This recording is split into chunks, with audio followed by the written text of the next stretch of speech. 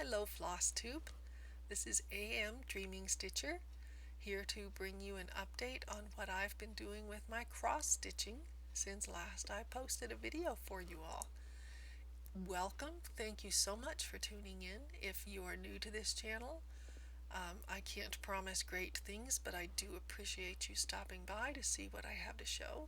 If you are returning, thank you so much. You already know what a rambling bore I can be, and the fact that you would click and still want to watch is greatly appreciated. I have not posted in about 18 months. There are reasons for that I may or may not share after I show you the stitching, but I think stitching is what you came for, so I should probably begin there.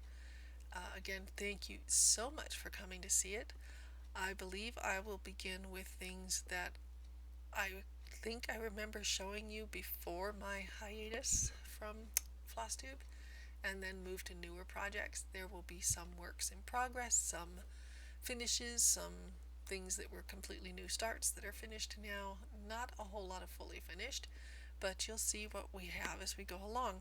I'm going to reach around a little bit and just kind of see what I come up with. And I see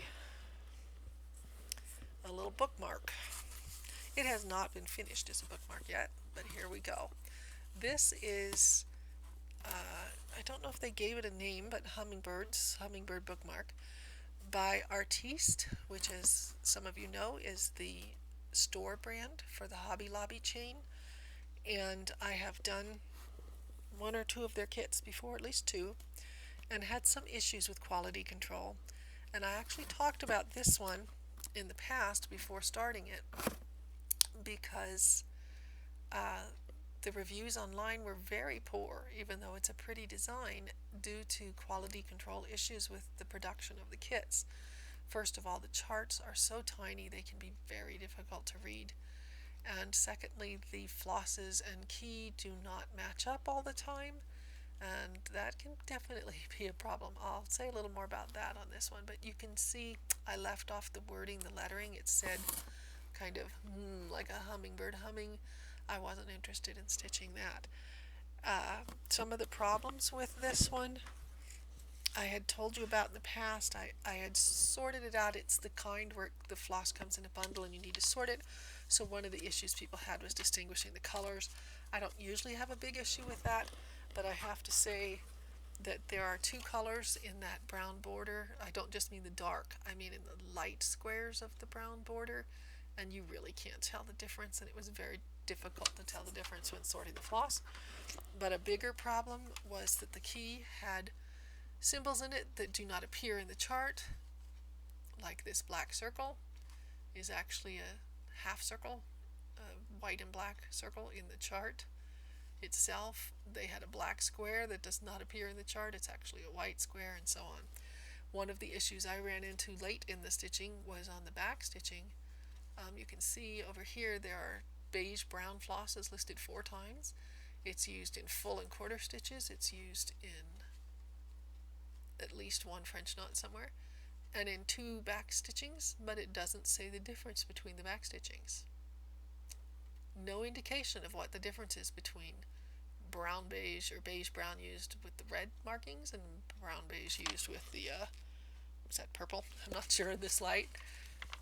I had to guess. The directions just said backstitch with 1 strand, so I thought maybe they either erred and it's supposed to be a different color of backstitch, or they want the same color but they want 2 strands instead of 1. It didn't say, so I just had to guess, and I decided that I would do 2 strands for one of those colors, and it may be a little too bulky. That was the color that appeared in, for example, the beaks of the birds. So I don't know about that, whether I guessed properly, but the mismatches between the key and the chart and the lack of explanation on what to do with that color and the difficulty of reading the chart itself and all those things combined made for some interesting challenge. Besides leaving off the words, there was some back stitching within the bills that I left off, because no matter how much I tried, I couldn't get it to look right. Let's see, did I make any other changes? I don't think so. Also, they said this was a Monaco, but it had slubs and things. It really worked up more like some strange kind of linen. So I just don't know what to say about that, but it's pretty. My main problem is I can't finish it to look like this without any kind of a template to make that bookmark. I'm going to have to do it by hand, and that's going to be a challenge, and I don't know that I'm interested enough to do that. But that was my hummingbird bookmark by Artiste. And I did show you the kit itself after I had sorted it and go over the problems with it at that time. Now the next piece I have to show you is another Artiste that I had meant to finish up in 2021, which is when I last showed you a video, but I ran into some issues. This is another Artiste that I did in the past, and I had to steal some colors from this, a color from it. I always save the leftover colors on their bobbins, and I needed to go back to it because of a color issue with this chart. So it is somewhere in it, they don't usually put the names right on the front, but they call it Floral Splendor. And Floral Splendor reminds me very much of Nature's Finery by Dimensions, which has been reproduced now and is much more widely available, I'm happy to say, because it's a beautiful kit. I do have it. I haven't made it yet. I started this one first instead. But this Floral Splendor kit, when it's done, will look something like this. And it's pretty enough. But as I stitched along, you know, the usual issues with the chart being difficult to read because of being tiny, I did not have to sort any colors myself, and I thought that is a real bonus because sorting their colors could be a challenge. But this was one of those that came with all the colors pre-sorted for you. I have now learned that that is still an issue. They still have quality control problems. So let me show you what I stitched so far and the point at which I stopped. Here's how far I got with Floral Splendor, and I'm not having any issues stitching on the black or anything like that. They do have very low quality floss that tends to shred, so you cannot pull it out and expect to use it again, and it sometimes shreds right in the middle of stitching, so you have to worry about your supply of floss, whether it's going to last you through the whole piece. But I stopped because of an issue with these leaves in the border. Stitching contentedly along, making progress, and wondering why is it there are basically three, there's a fourth very dark color, but there's basically three colors in each leaf, light, medium, and dark, not counting the very dark. And they give you, 12 or 13 strands of the medium and the dark, but they only give you 5 strands of the light, and I thought that is really strange. You need to use that light yellow green all over this piece. Why do they give you a fraction of the strands? And I began to get really concerned that I was going to run out of it. And so I started looking into it and thought, what is going on here? I don't understand the problem. And then I went back and looked. Oh, and by the way, it did not quite look to me like the stitched model, but you know that happens. I thought their leaves look lighter than my leaves. I don't know why. They have a paler tone to them. So I went back to my floss sorter and thought, wow, look at this. They gave me 14 strands of this color, this very light green that I have not used yet. They call it very light pistachio green. Now that I haven't used a single strand of that, and they've given me 14 of them. What is going on there? I'm running out of this color, 1021, of which they only gave me 5, but I've got tons of this 14. Let me consult my key. Maybe something's going on here. So I went to the key and looked at my 1021 that I'm running out of. Where are you? Yep, there's 1021. I'm following the symbol. They only gave me 5 strands. What about that very light color? Well, that's the very light pistachio green. That's up here. No, that's tangerine, pardon me. Where are you, very light pistachio green? There you are. 1009. 14 strands, 14 yards. Now the way the chart is laid out, the key is laid out, you have full and quarter stitches, French knots, back stitch. So why haven't I used that color yet? How many full and quarter stitches do they want me to use? Well, there's nothing. There's no symbol. Okay, it's not used for full and quarter stitches. What about French knots? No symbol. It's not used for French knots. What about back stitching? No symbol. It's not used for back stitching. Those 14 yards, according to this key, are not used for anything. I'm sure you are cleverer than I am. I'm sure you would have looked at that before you started stitching and known that the reason these leaves look lighter in the picture is because those 14 yards should have had the symbol that they gave me for the very light green instead. The light yellow green. Yeah, the key is wrong. The key is wrong. And here I am stitching along and about to run out of this color that you cannot pull out and reuse for anything else, so I can't pull it out. I think the stitching looks alright. I don't mind it being this color instead of the very light color. But I can't finish it with what they provided in the kit because they made an error. And since it was pre-sorted, silly me, I thought all was good. Alright, so here I go online looking for conversions from whatever is supplied with Artiste to DMC and finding out that there really is not a good conversion chart or anything, but I did find someone who kindly pointed out that the name for that color matches the name that DMC uses. They said something about the numbers changing, but the name will be the same.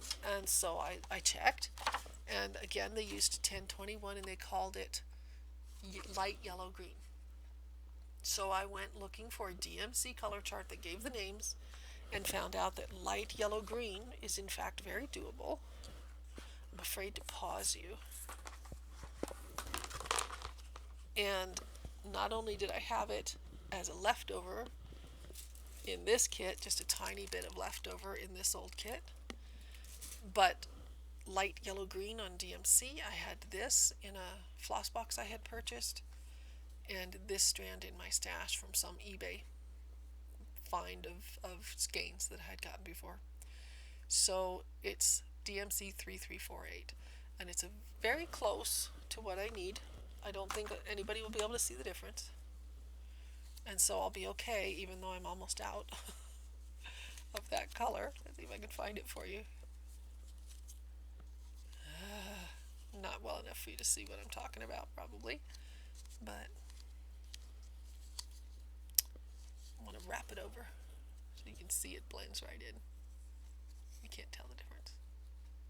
So it should be okay, but to say I was disappointed, not happy with them.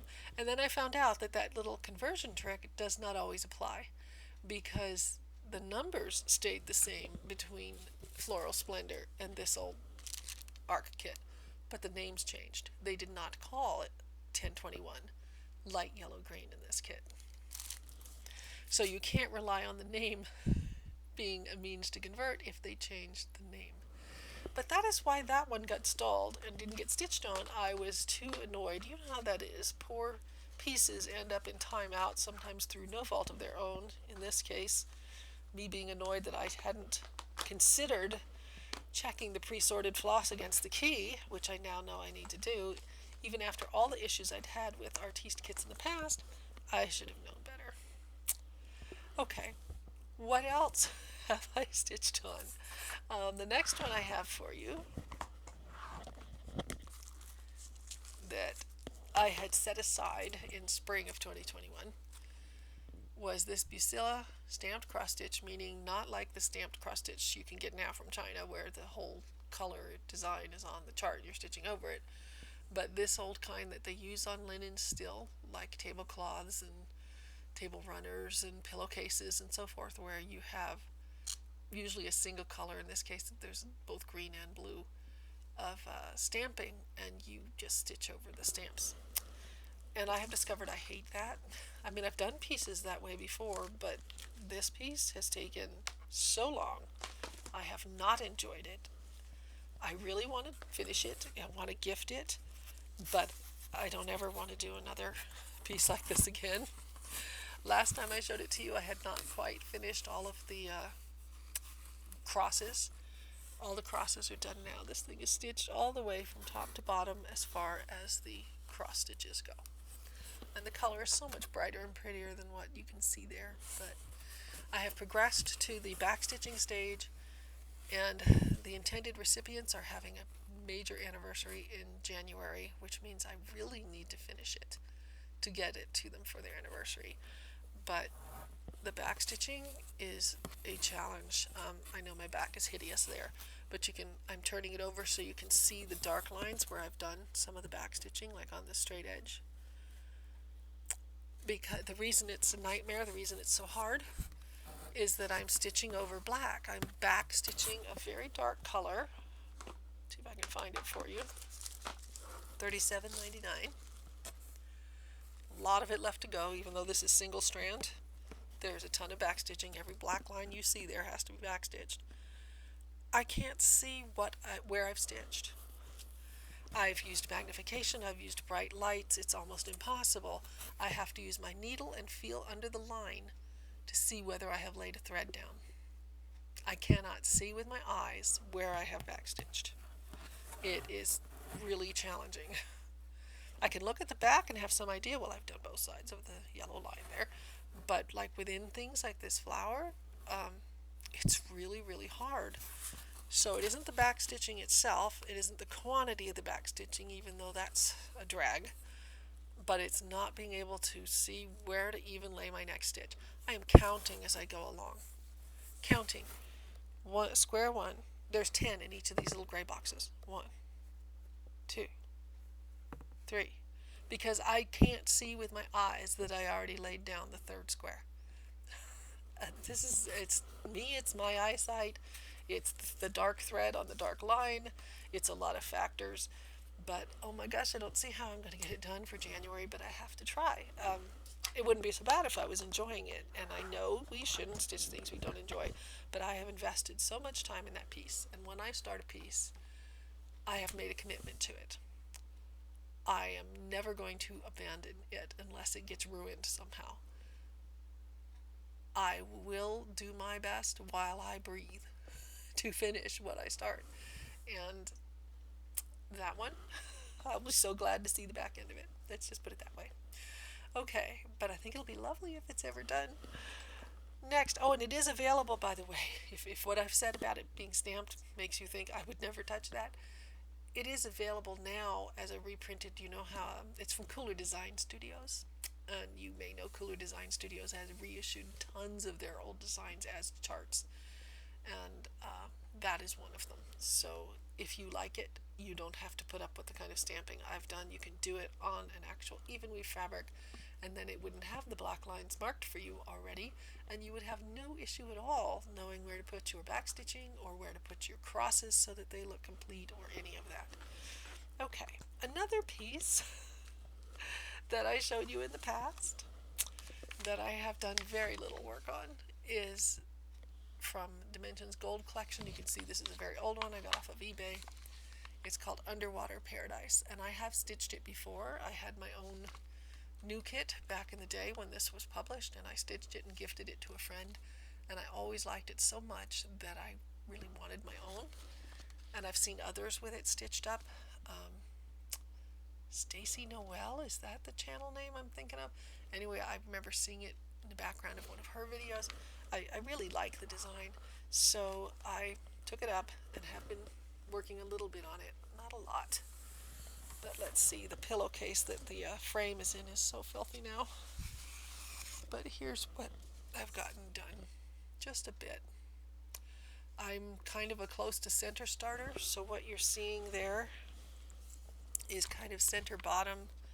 There's this black and white fish who's kind of vertical, and there's a little yellow fish next to him, and some seaweed with a big fish above, and it's all kind of in that area of the chart is what's starting to happen. And like all Dimensions kits, there's, you know, use 4 strands of this and 3 strands of that and blend these 2 colors, and so there's not a lot happening there, and it's really not going to look like anything until the back stitching goes in. But as I said, I've done it before, and I know that the finish I like because it's just really nice. but that's going to take time. That's going to take quite a bit of time. All right, let's see. What else do I have? I hope that sound and everything is working here, that you may have seen in the past and might be interested in knowing what's going on with it. I have... Sorry, I'm trying to keep myself a little bit cleaned up as I go along.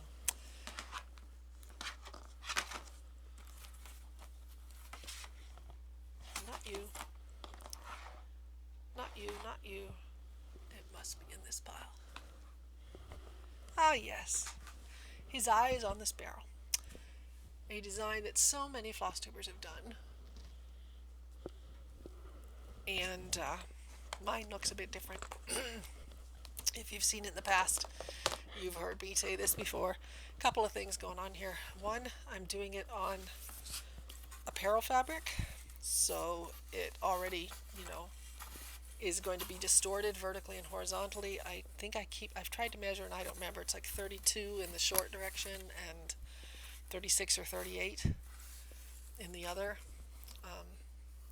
So everything's a little bit challenged as far as shape.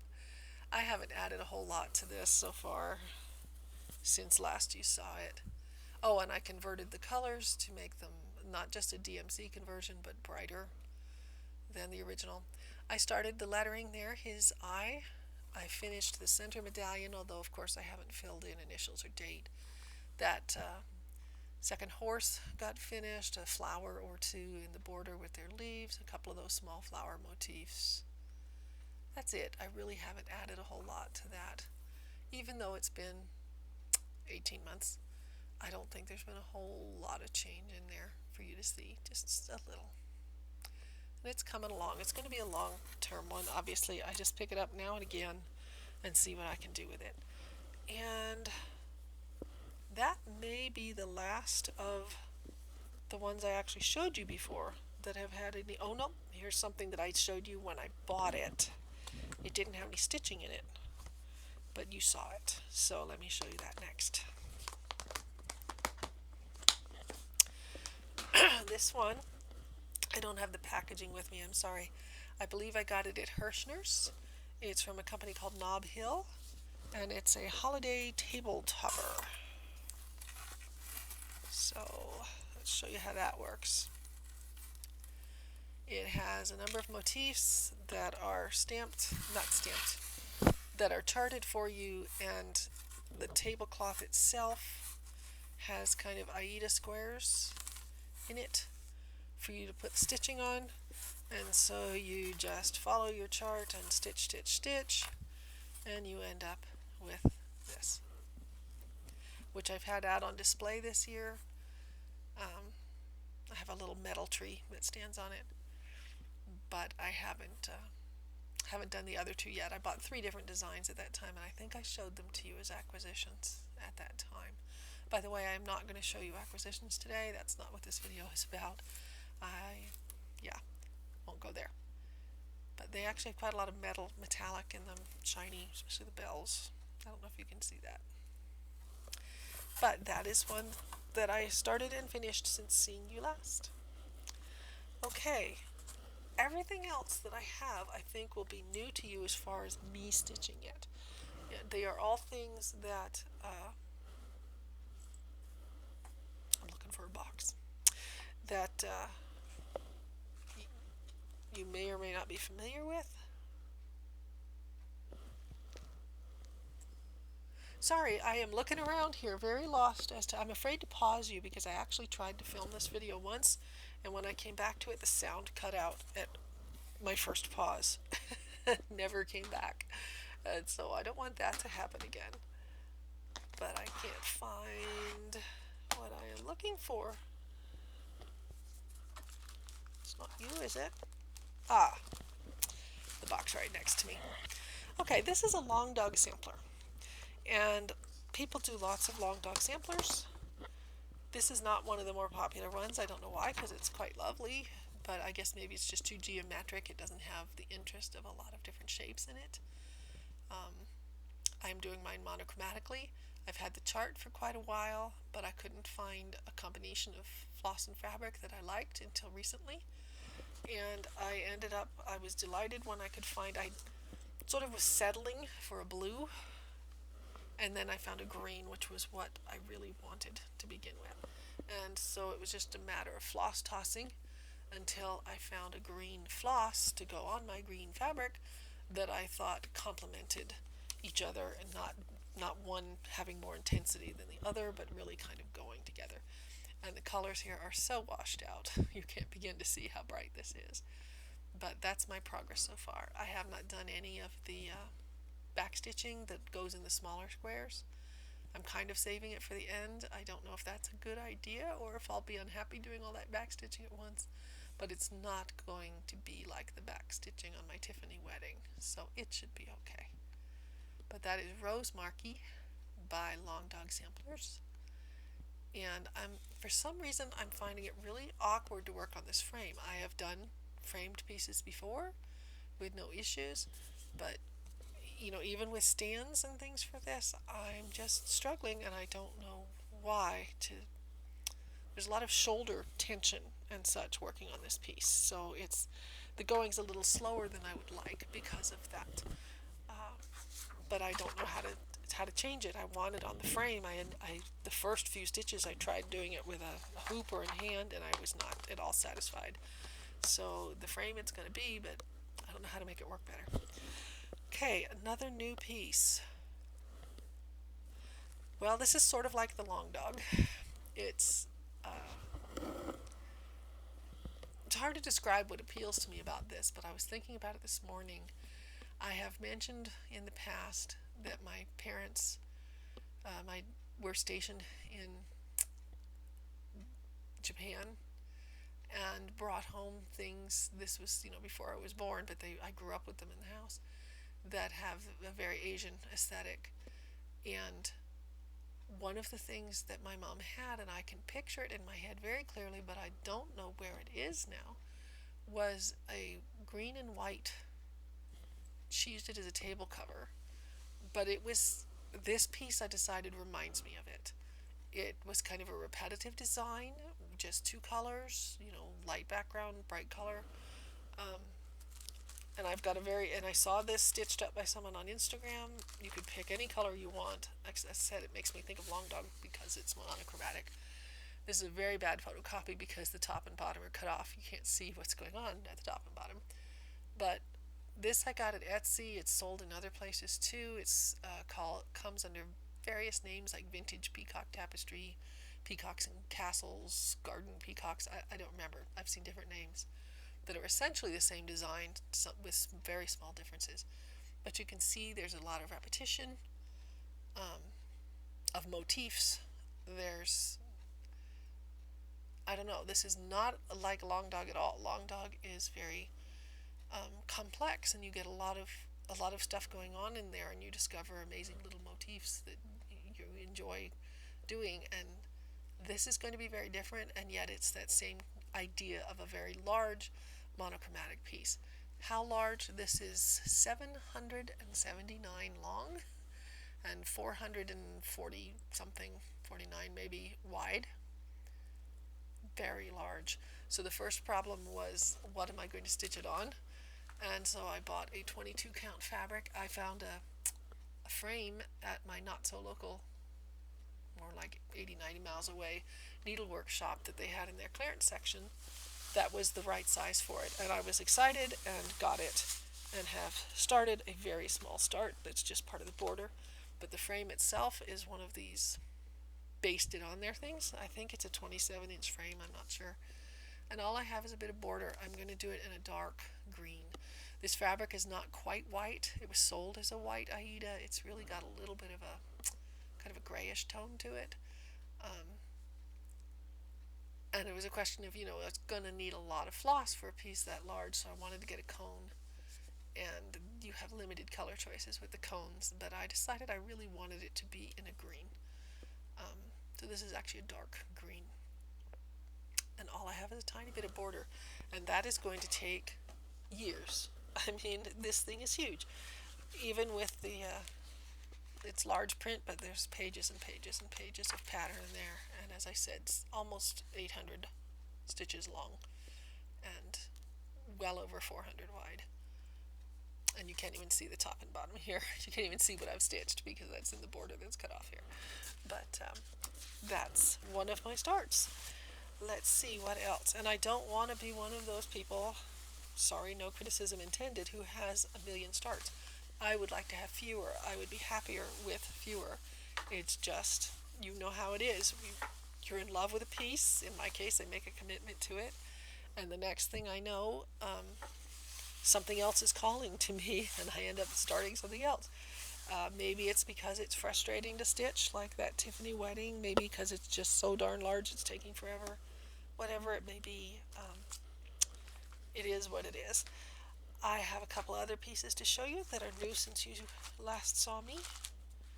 Some of them are finishes. So let's go with this one. If you've watched my videos in the past, thank you so much for coming back. You may know I have a little bit of an obsession with the Southwest decoratives, rugs of the Southwest, but I hadn't actually stitched any of them. I stitched a couple of their pottery pieces, but not the rug pieces. I was just collecting them.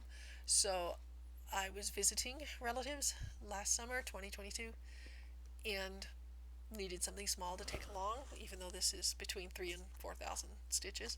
It's still small. And I took this with me, and it's just, you know, a geometric thing, but there it is, all done.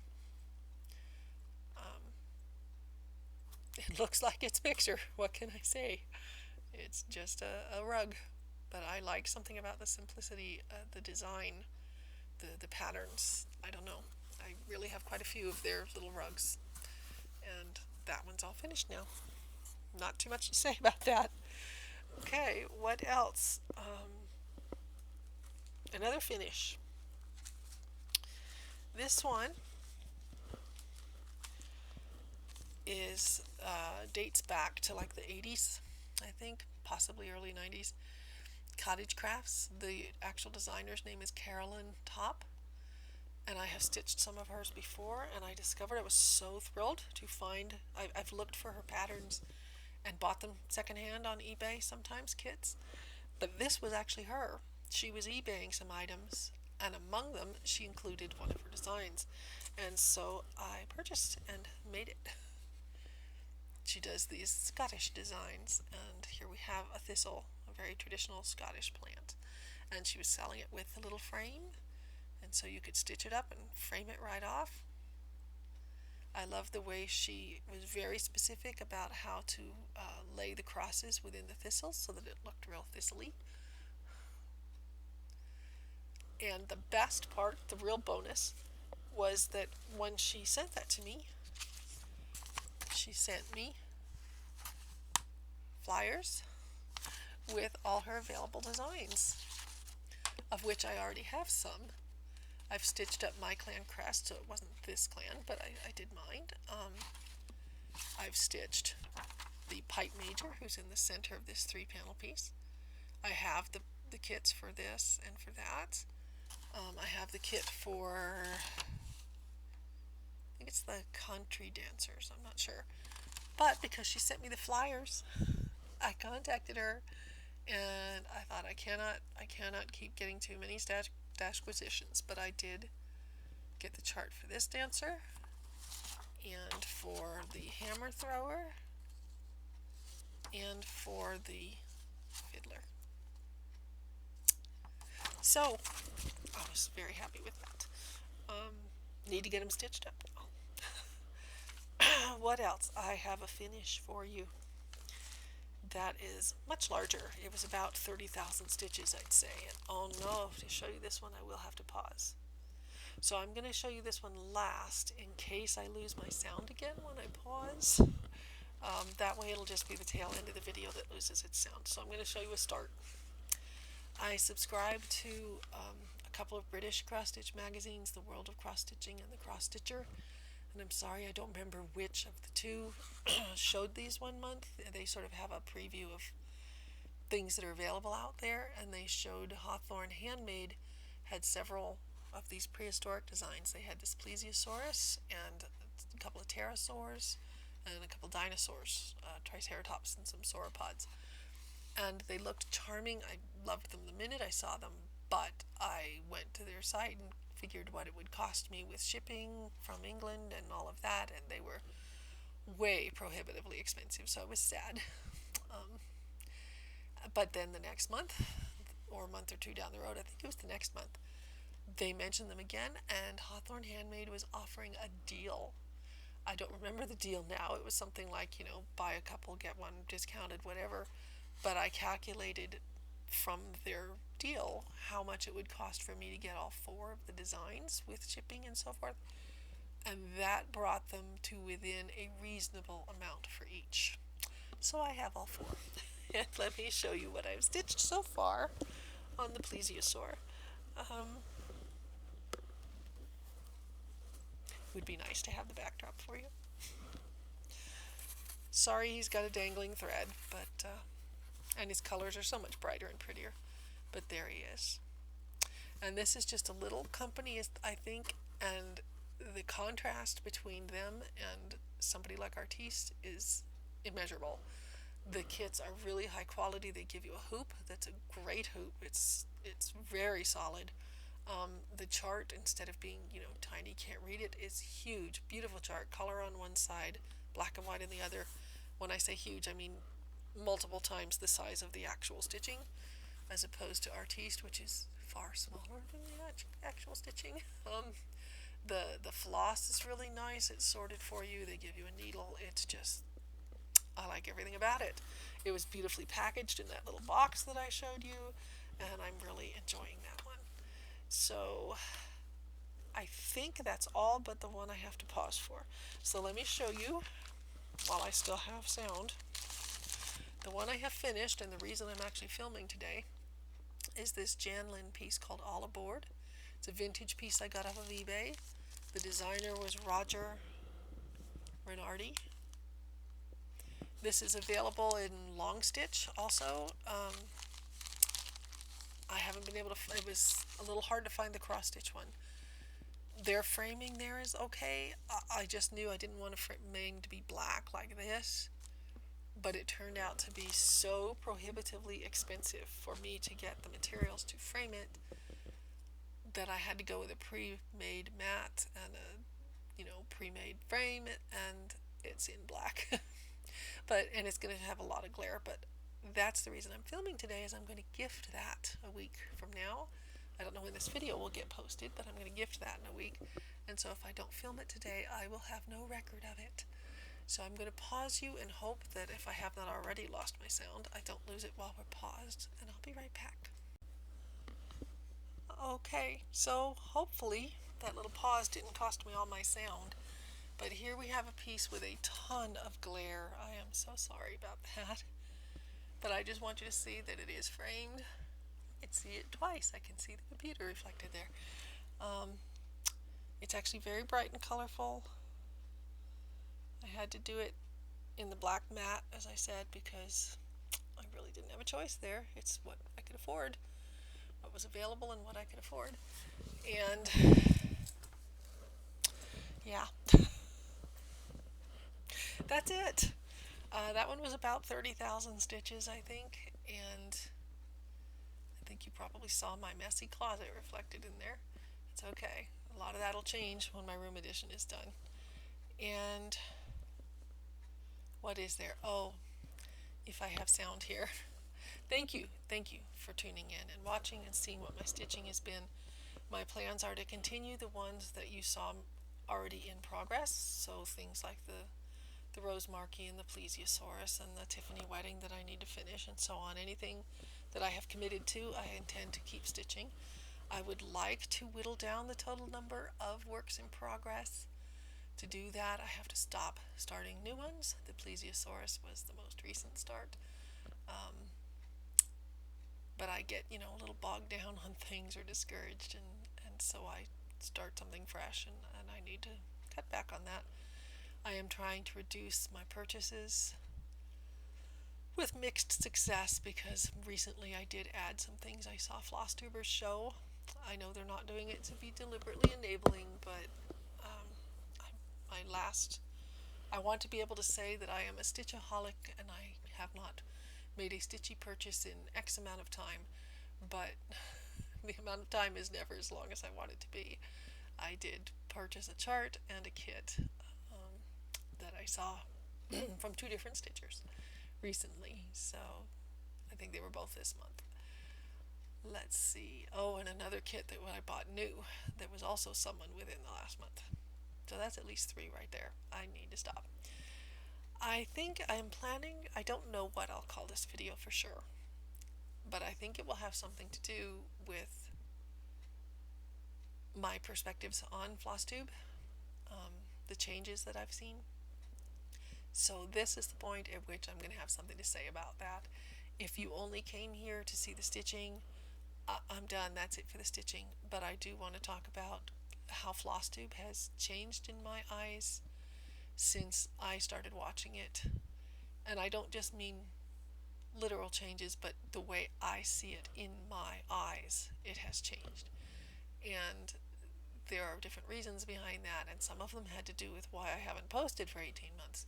So if you are interested in views on Flosstube itself, the nature of Flosstube, then stick around, because that's what I'm going to talk about. As far as life updates, I'm in a much better place mentally, I think, than I was when I last saw you. I am anticipating my room addition. I think I told you it will have a craft room in it, so that'll be great. And yeah, that's the life part. So Flosstube. Okay, some background. I think I've been watching since at least 2016. I believe that's when I first posted, and like most Flosstubers, I don't post the first moment that I see Flosstube. You know, you watch for a while and then you may or may not come out of the lurking stage and actually contribute to the content. So I've been on at least six and a half years or more, and when I first started, I was very much helped out by things like a playlist that Wonderfully Hopeless, I think her channel name is, had put up, and I found a lot of Flosstubers that way. I found Flosstubers mentioned by other Flosstubers. I search YouTube with the search term Flosstube and see what comes up. More recently, still a few years now, we've had the wonderful list that Stitching Jules was maintaining at her blog. With a lot of Flosstube channels, there are ways to find Flosstubers. I never subscribed to more than a tiny fraction of those that I watch, and some of them are wonderful, artistic, amazing stitchers, and some were a little more after my own heart, a little more amateurish, a little more I'm watching you, I've said before, for the wrong reasons, like to see how badly your plans went awry between this video, because it's so human, it's so us. You know, the ones with the bad lighting or the editing failures or whatever, I'm okay with that. I don't mind those things. And some had, I thought, good, healthy subscriber followings, and I always enjoyed the videos, and they were not necessarily on the amateurish level. But of the few I subscribed to, I looked because I hadn't seen any for a while, and the majority, I would say, far too many of those either have not posted anything in years or now have that dreaded message, this channel has no content. So right now, if you have ever posted anything on Flosstube, I want to thank you, because it was a pleasure to see your work. It may be gone now, life may have intervened, whatever drove you off the channel, I don't know, but I liked what you put there. I enjoyed it. Thank you if you're posting now, if you're new, if you're old. Thank you. You're putting something out there that keeps this craft alive, that gives us an outlet that we may not have in real life to see stitching and enthusiasm for stitching, and just to participate vicariously in your progress.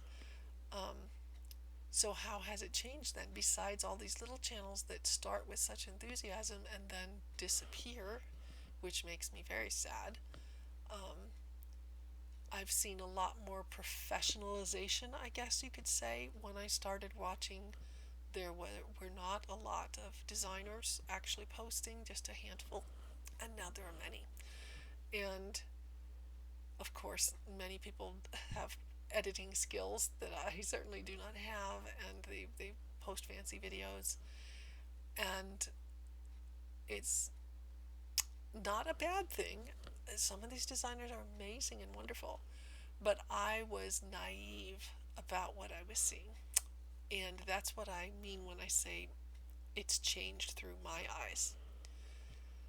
I always thought of it on the level of what I do. You just put yourself out there honestly, you film something, and there it is.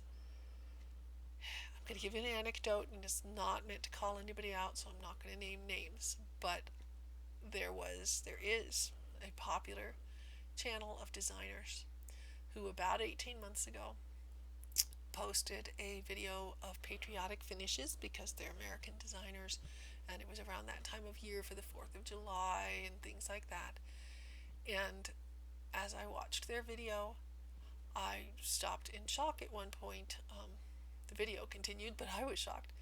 I thought, you don't do that with the American flag. This finish that they showed was, you don't do that with the American flag.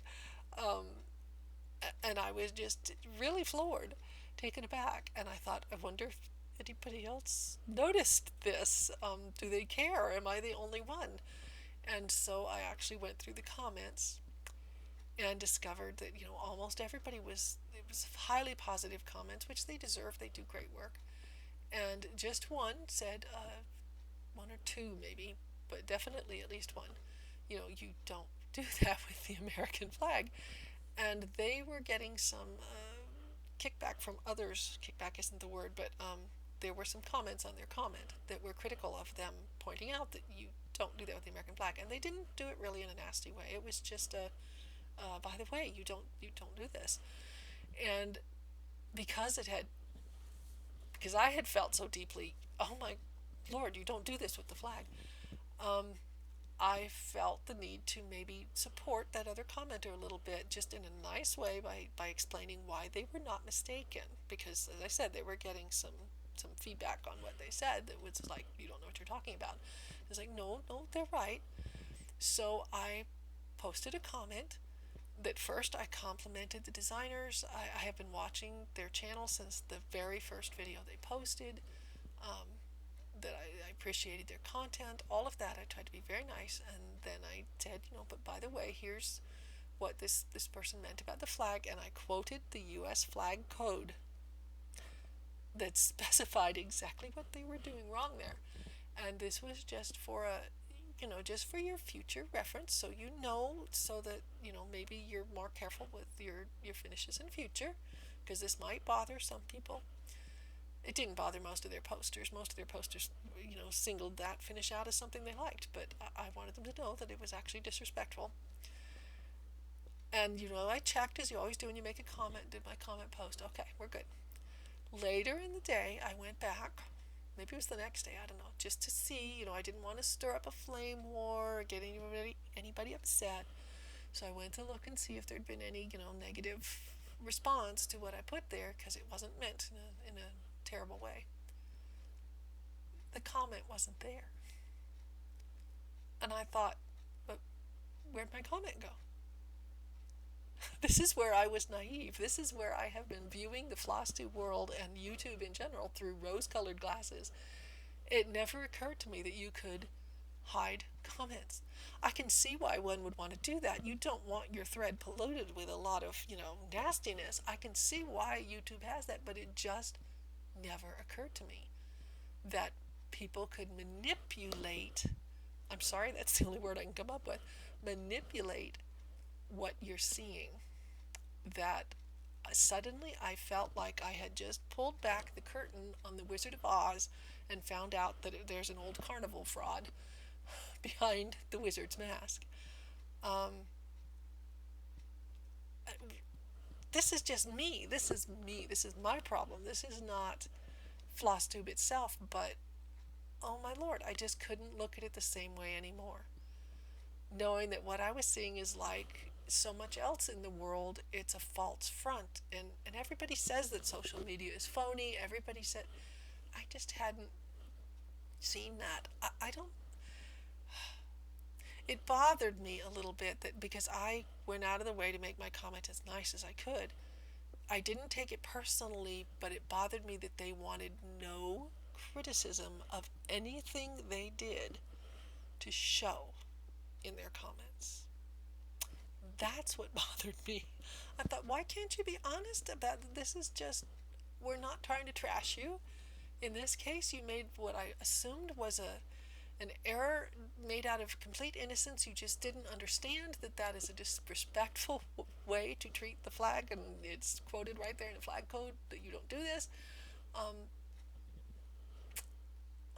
it really wasn't about that. It was about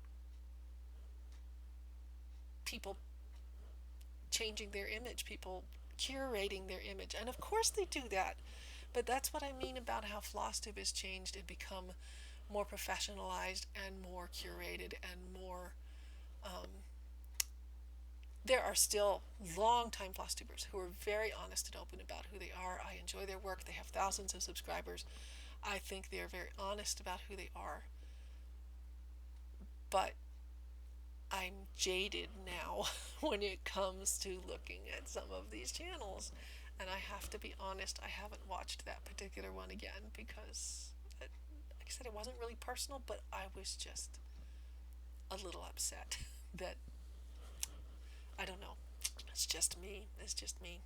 So how has Flosstube changed? It's still a welcoming world to some. I mean, I see people all the time talking about stitchy kindness and the connections they make and the retreats they go to, and that is all real. It's not untrue. But there's also those who don't get the following, those who maybe it's some other kind of social media that isn't YouTube that's happening behind the scenes that I don't see, Facebook or whatever, where I think it's not as welcome. I think it is more of the cliquish. I don't want to stereotype because cross stitchers come in every gender possibility there is, but it's a little bit, I think, in some cases, like the mean girls in junior high. There are things that are probably not so nice behind the scenes, and I worry that some of the Flosstubers that I've seen disappear are because they didn't feel that welcome. They didn't feel included. Maybe it's just life things. I mean, everyone has different circumstances, but I worry a little that in some cases, at least, there's more to it, and I feel bad because I love cross stitch. Everybody that participates in this, I think, loves cross stitch, and I want it to be just as beautiful and rosy and happy a place as it seems to be on the face of it, and I'm worried that it isn't. And one reason I haven't posted in 18 months is because I don't know who's watching my content anyway, and that shouldn't matter. But when you look at your view times or your number of views or anything else, like any social media, you can get discouraged. I'm not looking to be a huge success. I don't understand how social media exactly works. I don't need thousands of subscribers. But you want to know that someone is watching and caring. So if you've listened this far, you're watching. Thank you. You may or may not care. You may be angry at everything I just said and never want to watch me again. But thank you at least for caring enough about cross stitch to come out and watch the content people post. I guess I want people to be more welcoming of all the content. I don't like to see enthusiastic new Flosstubers posting their first video and having this thing in me that says, but will they stay or are they going to feel rejected? Because they see someone else who started at the same time, who's stitching the same things, take off and soar to the skies, and their videos get no views or, a handful of views after hours. I see people who've been posting for years with very few subscribers, and I honor them for continuing because they understand it's not about how many, but for a lot of us it's still a little hard to take. Comparison is always there, and there's this expression, comparison is the thief of joy, and it is. So I'm going to try not to let that get to me. But I don't know, I just wanted to put it out there that Flosstube isn't everything it seemed to be to me, and I still care about it, and I still watch it, but I miss the people that I miss, and I hope for the people that are new that they don't have the same experiences. And I don't know. I don't know exactly where I wanted to go with this. I just felt I had to say something. But thank you very much for watching. Thank you for tuning in. I will or will not. I don't know. Maybe when I have a craft room, I'll feel like posting something again. But I wanted to share with you what I had because people have watched in the past and they deserved to at least get a little follow up if they were interested. And I hope that you're all having good stitching days, that if you celebrate the holidays in any way of whatever your interests, religions, creed may be, that you are having a good winter season. And thank you. Hope everything goes well for everybody. Sorry for the long babble at the end, but thank you for watching my stitching. Bye bye.